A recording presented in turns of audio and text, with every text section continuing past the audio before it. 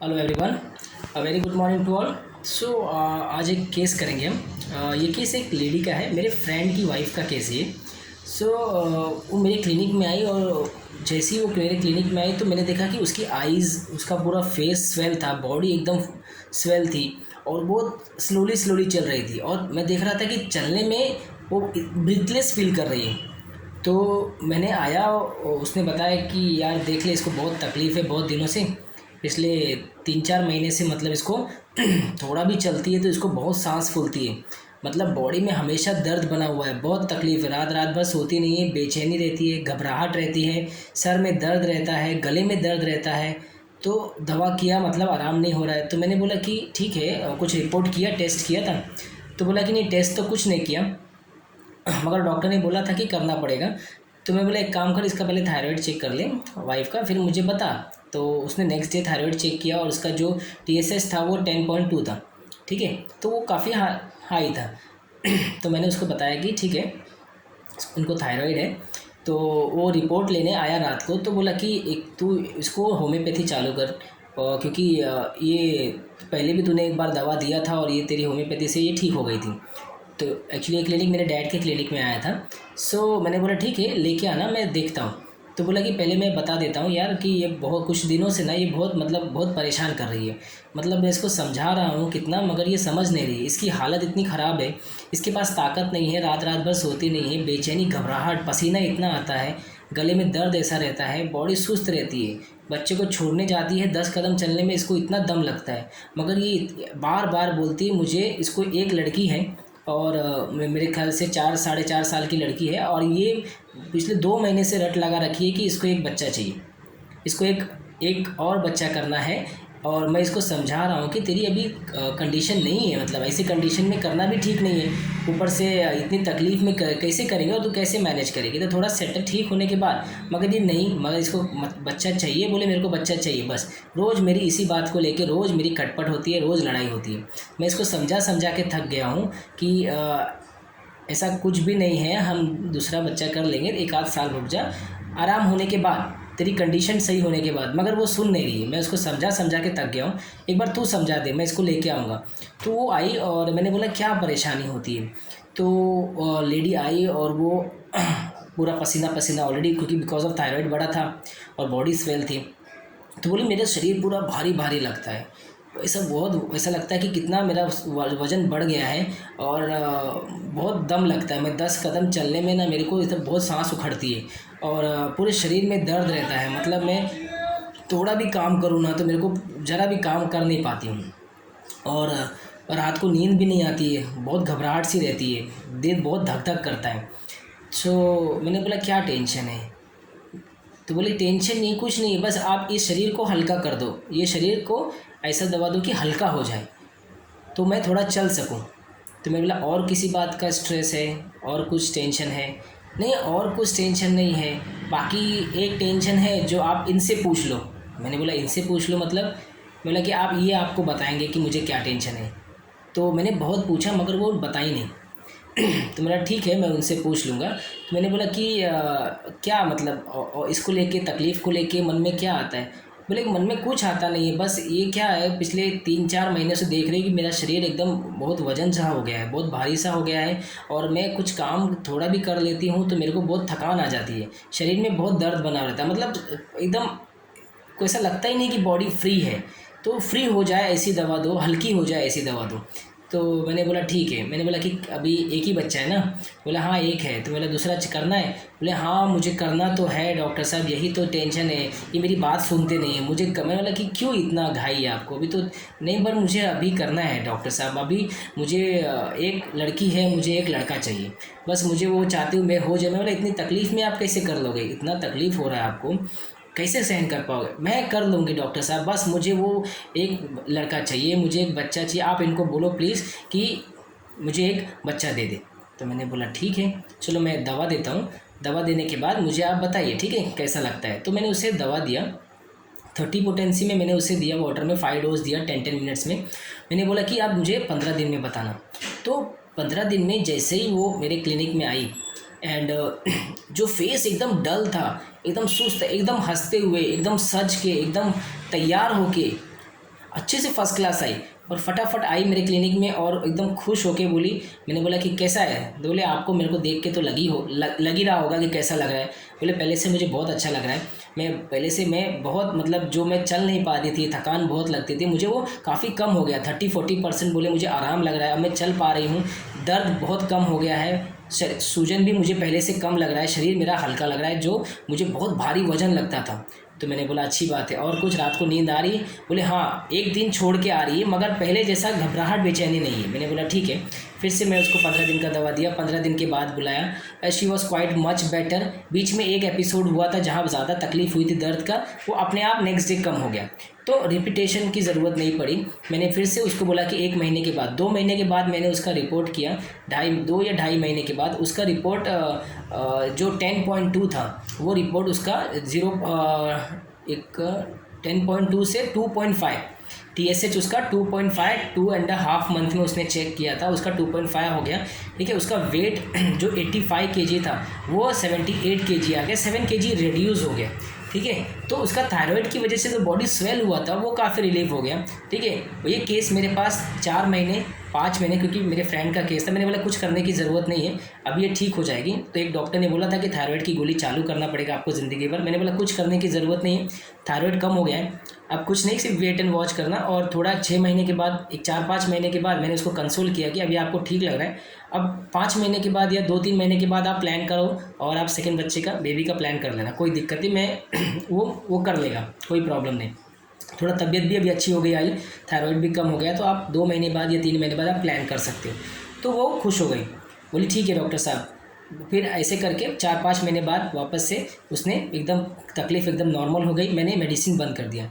तो इस केस में अब आप देखेंगे सबसे मेन फैक्टर क्या है, अब देखेंगे उसको क्या चाहिए।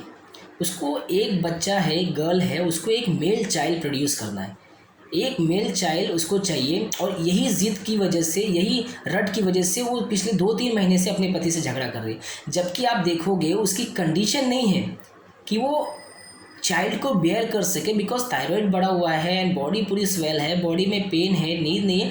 तो हाउ शी कंसीव किया, तो फिर कंसीव करने के बाद वो कैसे उसको फर्दर वो कैसे उसको फॉलो करेगी और कैसे बेयर करेगी, मगर स्टिल शी वांट्स, मतलब उसको चाहिए। तो अब आप देखोगे एक रूब्रिक है हमारे पास, children desire to begets to have children. तो ये बेगेट्स क्या होता है? बेगेट्स मतलब प्रोड्यूस करना, जनरेट करना, एक हिंदी में अगर हम सिंपल में समझें तो उत्पन्न करना, ठीक है, जन्म देना। ठीक है, तो इसको क्या करना है, एक बच्चे को जन्म देना है, यही उसकी ज़ोरदार डिज़ायर है। ठीक है, तो एक बच्चे को वो अपने इस ऑफस्प्रिंग रिप्रोडक्शन के ज़रिए में वो लाना चाहती है, इस नए वर्ल्ड में लाना चाहती है। और यही बात को लेके पिछले 2-3 महीने से इसके पति के साथ इसकी अनबन चल रही है। तो रूब्रिक है children desire to begets to have children, तो उसको बच्चा चाहिए। ठीक है, और इसी की वजह से उसको एक बच्चा चाहिए और यही उसकी डिज़ायर है। तो फर्स्ट रूब्रिक जो मैंने ये लगाया, ठीक है, और सेकंड रूब्रिक लगाया कि वो समझा के थक गया है कि तेरी कंडीशन नहीं, जबकि जेन्युइन है। ठीक है, जेन्युइन है, तो फिर भी वो समझ नहीं रही है। इनकंसोलेबल मतलब आप उसको कंसोल नहीं कर सकते, आप उसको मना नहीं सकते, आप उसको समझा नहीं सकते, मतलब उसको चाहिए, उसको इच्छा है कि वो एक बच्चा कर ले। ठीक है, और इसीलिए वो बार बार पति से बोलती है मुझे एक बच्चा करके, मुझे एक मेल चाइल्ड चाहिए। ठीक है, तो ये बेगेट्स को आपको समझना, BEGET बेगेट्स को समझना करेगा। ठीक है, जैसे एक राजा को प्रोड्यूस करना है अपने बच्चे को एक राजा बनाने के लिए, तो वो भी एक बेगेट्स हो गया। ठीक है, एक होता है बेगेट्स लव, ठीक है, प्यार करो। ठीक है, तो हर एक तरीके में आप देखोगे कि बेगेट्स का मतलब होता है कि उत्पन्न करना, प्रोड्यूस करना, जनरेट करना, ठीक है, प्रोक्रिएट करना, ठीक है, और जन्म देना। ठीक है, तो उसको क्या करना है, एक मेल चाइल्ड को, अब मेल चाइल्ड या फीमेल चाइल्ड वो तो आने के बाद पता चलेगा, मगर उसको एक बच्चा और चाहिए, और इसी को लेके वो कंटिन्यू 2-3 महीने से रट लगाई हुई। तो इनकंसोलेबल, कंसोल नहीं कर पा रहा है उसका हस्बैंड। ठीक है, उसने क्या बोला कि मेरी बॉडी एकदम भारी भारी लगती है, मुझे ऐसी दवा दो कि हल्की हो जाए, फ्री हो जाए। ये क्या है, लाइट डिज़ायर फॉर, उसको लाइट चाहिए, उसको हल्कापन होना है, तो उसको लाइट डिज़ायर चाहिए, तो ये लाइट डिज़ायर फॉर। और द वन रूब्रिक जो मैं इस केस में और मैं ऐसे केसेस में यूज़ करता हूँ, एक रूब्रिक है मेसोचिज्म।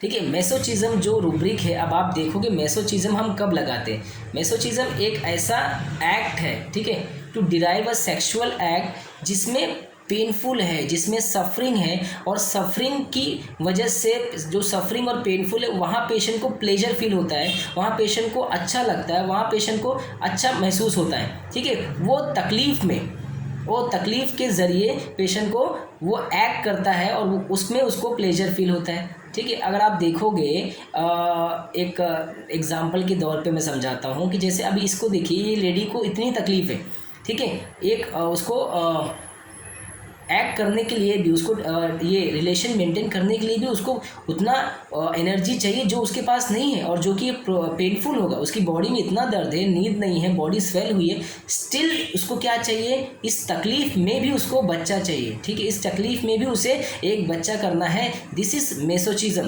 पहले के क्या करते थे, देखिए कुछ डिराइव एक्ट होते हैं मेसोचिज्म के, जिसको सफरिंग में उसको प्लेजर फील होता है, जैसे हाथ बांध के एक्ट करना, से सेक्सुअल एक्ट करना, ठीक है, हाथ बांध के, मार के, ठीक है, वो जो एक्ट करते हैं सेक्सुअल का, उसमें पेशेंट को मज़ा आता है, उसमें पेशेंट को प्लेजर फील होता है, उसको अच्छा लगता है, ये होता है मेसोचिज्म, ठीक है। किसी की तकलीफ़ में मज़ा लेना भी मेसोचिज्म है। किसी का घर गिर गया, ठीक है, तो पड़ोस वाले आके सिर्फ ये देखते हैं कि भैया घर तो सब गिर गया लगता है, तो वो अंदर से खुशी महसूस करते हैं। किसी की तकलीफ़ देख के, किसी को सफरिंग देख के पेशेंट को अच्छा लगता है, वो क्या होता है, मेसोचिज्म होता है। तो यहाँ भी इसकी सफरिंग है, इनको पेनफुल है, और वो जो कैरी करेगी वो भी वेरी पेनफुल प्रोसेस, वो कैरी कर पाएगी कि नहीं कर पाएगी वो उसके लिए बहुत बड़ा सवाल है, मगर स्टिल उसको वो एक चाइल्ड चाहिए। इस सफरिंग के दौरान भी वो एक्ट करना है, वो चाइल्ड का सुख लेना है, चाइल्ड को कैरी करना है, ये भी एक मेसोचिज्म है। तो मेसोचिज्म आपको करना है, ये मेसोचिज्म आप, ये रूब्रिक आप इसको ऐसे लगाना है। मेरे पास एक ईचिंग का केस आया था, ठीक है, उसको बहुत सारा खुजली था, शायद मैंने केस पोस्ट किया होगा मेसोचिज्म का। वो क्या करता था, वो बोलता डॉक्टर साहब ऐसी खुजली आती ना, मज़ा आता है, बस खुजा के ना भाई उसको पूरा खून निकाल डालता हूँ, और कितना खुशी से बता रहे हैं, निकाल के लाई मैं उसको एकदम बस, मगर इतना खुजली करने में इतना मज़ा आता है ना डॉक्टर साहब, इतना मस्त लगता है खुजाने में, जो आनंद है ना, फिर बाद में वो तकलीफ़ थोड़ी होती है, मगर मैं पूरा उसको दिल खुश करके खुजा लेता हूँ। तो ये क्या है, दिल खुश करके, ये मेसोचिज्म है। क्या हो रहा है, इसको यहाँ सफरिंग हो रही है, खुजाने के बाद ब्लड निकल रहा है, स्किन निकल जा रही है, बट स्टिल द पेशेंट क्या कर रहा है, वो एक्ट कर रहा है, क्योंकि उसमें उसको मज़ा आ रहा है, उसको प्लेजर फील हो रहा है, उसको आनंद आ रहा है। तो तकलीफ़ में मज़ा लेना इज़ मेसोचिज्म, ठीक है। तो मैंने ये रूब्रिक लगा के उसे नाइट्राम्यूर 30 का डोज दिया था। नाइट्राम्यूर 30 का 5 डोज वाटर में दिया था 10-10 मिनट्स के गैप में, एंड उसका थायराइड लेवल जो 10.2 था वो 2.5 पे आ गया। उसने लास्ट में 5 मंथ में रिपोर्ट किया था, जब अपने घर गई थी शायद, तो उसने बताया था 1.60 हो गया था, 1.62 या 1.60 ऐसा कुछ बोला था, मगर वो नॉर्मल है। तो उसने एक बार क्रॉस चेक किया था वहाँ जाके, तो एकदम ठीक है, she is absolutely fine. Medicine तो मैंने बंद कर दिया है। सो इस तरीके से आपको एक एक रूब्रिक समझना है, पेशेंट क्या कहना चाहता है। अगर आपको परफेक्ट रूब्रिक, परफेक्ट सिमिलिमम मिलेगा तो केस बहुत जल्दी ठीक हो जाती है। अगर आपको कुछ केस ऐसे भी होते हैं जो कि बहुत सारे डॉक्टर्स के मुझे कॉल आते हैं, उन क्या करते हैं, पहले से ही बहुत सारी मेडिसिन एब्यूज़ करके खा लेते हैं, 12, 15, 20 मेडिसिन का, और वो क्या चाहते हैं, उनका ऐसा एक्सपेक्टेशन रहता है कि होम्योपैथी दिया मतलब ठीक, डॉक्टर साहब 10 मिनट में रिजल्ट आना चाहिए, आधे घंटे में रिजल्ट आना चाहिए, या 1 घंटे में, या 2 दिन में, या 5। मगर आप ये नहीं समझते कि आपने वाइटल फोर्स को कितना ये कर दिया है, डिप्रेस कर दिया है, कि उसको उठने के भी समय चाहिए, क्योंकि आपने ओवर पावर कर दिया विद मेडिसिन से। तो हमारे होम्योपैथी की एक्सपेक्टेशन बहुत हाई हो गई है, तो हमारा पेशेंस लेवल बहुत कम हो गया है। तो हमने ऐसा लगने लगा है कि हम एक एलोपैथ को कॉम्पिटेट कर रहे हैं, कि जैसे पेन किलर खाया और 5 मिनट में दर्द कम होना चाहिए। होता है होम्योपैथी में भी जो दर्द है विदिन 10 मिनट्स में, 15 मिनट्स में और कम होता है, मगर कुछ केसेस ऐसे होते हैं ना जो आप बहुत सारी मेडिसिन आप खा लेते हो, तो क्या होता है, वाइटल फोर्स ओवर पावर्ड हो जाता है, तो उठने के लिए भी उससे थोड़ा समय चाहिए। तो इसमें पेशेंस और फेथ अपने पैथी के प्रति आपको रखना ही पड़ेगा, तो ही आप एक आइडियल क्योर की तरफ पहुंच सकते हो। अगर आपके पास इम्पेशेंस है और आप जल्दी घाई सोचते हो कि यार 1 दिन में मेडिसिन नहीं काम की, तो आप चेंज कर दोगे या फिर डोज बढ़ा दोगे, तो यही हमारी सबसे बड़ी गलती होती है।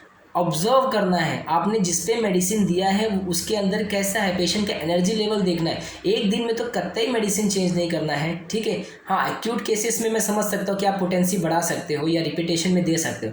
क्रॉनिक केस में आपको पेशेंस रखना। अगर आपको आइडियल क्योर चाहिए, अगर लॉन्ग स्टैंडिंग डिजीज़ है कोई, तो आपको उसमें पेशेंस और फेथ, आपने जो मेडिसिन सिलेक्ट किया है तो आपके सिलेक्शंस पे फेथ होना चाहिए पहली बात तो, क्योंकि अगर आपके सिलेक्शन पे ही फेथ नहीं होगा तो आप पेशेंस नहीं रख पाएंगे। तो पेशेंस बहुत ज़रूरी है होम्योपैथी में।